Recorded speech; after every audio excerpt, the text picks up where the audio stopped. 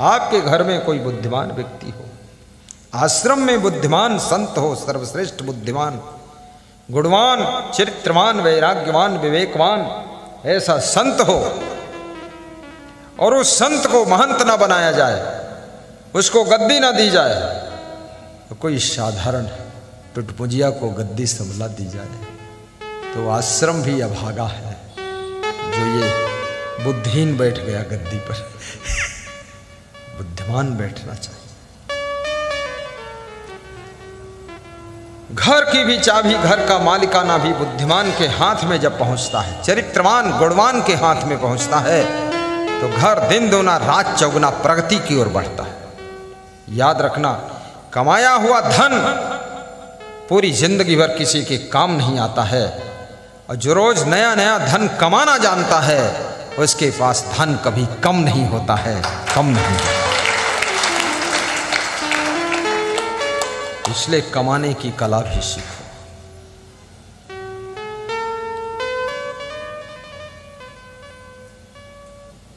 छोटा गुरु भाई, बड़ा गुरु भाई, इससे कोई मतलब नहीं। जो योग्य हो उसको, हर गुरु को चाहिए कि अपने सुयोग्य शिष्य को अपने जीते जी अपनी गद्दी के लिए चुनाव कर दे। मरने के बाद मारामारी में शिष्य से लड़ेंगे, बोले हम योग्य हैं, हम योग्य हैं, हम लेंगे, हम लेंगे, तो आखिर युद्ध करवाना है क्या? जीते जी काम खत्म। माँ बाप को भी चाहिए अपने जीते जी अपने बेटों का हिस्सा अपनी नजरों के सामने लिखित में कर दीजिए। तुम्हारे मरने के बाद अचानक मर जाओगे, ये बेटे मारामारी मचाएंगे, कोई ज़्यादा लिखा लेगा, कोई कम पाएगा, कोई बुद्धू है पटवारी से नहीं मिल पाया तो पाया ही नहीं जमीन जगह। ऐसा बहुत घपलेबाजी चल रही छत्तीसगढ़ प्रदेश में। एक ही भाई लिखा के बैठा है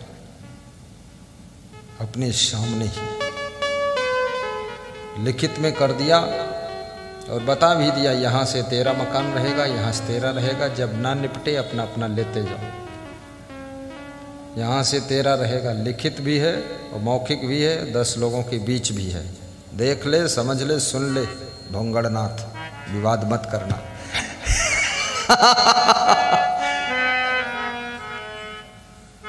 बच्चों को भी आगे बढ़ने का अवसर दीजिए, बहुओं को भी कुछ करने का अवसर दीजिए, मिलजुल कर संगठन में काम करिए। यदि आपके पास में समझदारी है तो संगठन में जो शक्ति है अकेले में वो शक्ति नहीं। अकेले शेर को भैंसे मिलकर मार डालते हैं, और हजारों मधुमक्खियां जब संगठित होकर आक्रमण करती हैं तो हाथी भी पछाड़ा खा जाता है, हाथी भी पछाड़ा खा जाता है। इसलिए भाई भाई में संगठन रखिए, देवरानी जेठानी में संगठन रखिए, सास बहू में मेल प्रेम रखिए, और आश्रम यदि साधु हो तो साधु साधु में संगठन रखिए, गुरु भाई में संगठन रखिए। कोई नेवला और सांप थोड़े हो जो खुर्र फुर्र करते रहते हो हर समय। प्रेम से रहना भी सीखो।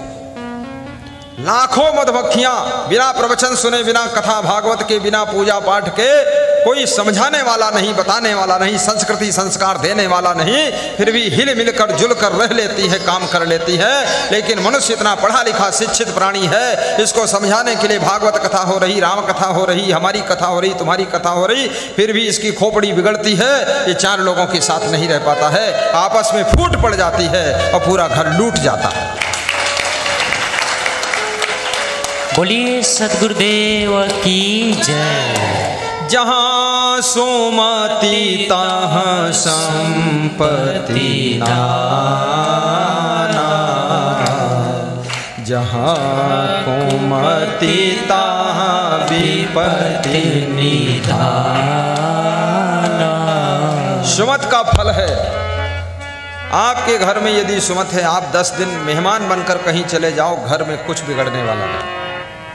दूसरे भाई संभाल रहे हैं, तुम मायके चली जाओ 3 महीने के लिए, घर में कुछ बिगड़ने वाला नहीं। दूसरी जेठानी देवरानी सब संभाल रही, लेकिन अकेले पड़ गए, ज़्यादा देर अगर बाथरूम में स्नान करने में टाइम लग जाए 10 मिनट ज़्यादा, तब तक दाल जल जाती है, भात जल जाता, इतनी टेंशन है फालतू। हाँ, क्या फायदा इतनी टेंशन पालने से। फिर भी लोग सोचते हैं अरे हम अपन अपन अकेले अकेले रही बस ठीक है। तुम अपन अपन तुम कुतिया के साथ रह ले हो, देखे हो हाल तुम्हारा। एक कुतवा पली हो वह कही हो का नावो धर ले, कुतवा क्या कहते हैं तुम्हारा नाम संजय है, आ जाओ संजय। ये संजय तुम्हारा कौन रिश्तेदार है जो कुतवा है। भाई से प्रेम करो पहले। जो मानव मानव से प्रेम न कर सके, भाई भाई से प्रेम न कर सके, पुत्र पिता से प्रेम न कर सके, बेटी माँ से स्नेह न कर सके, जो बहू अपनी सासू से प्रेम न रख सके, जो सासू सब बहुओं पर प्रेम न लुटा सके, मानव जीवन पाना धिक्कार है। ऐसे लोगों को धिक्कार है। जय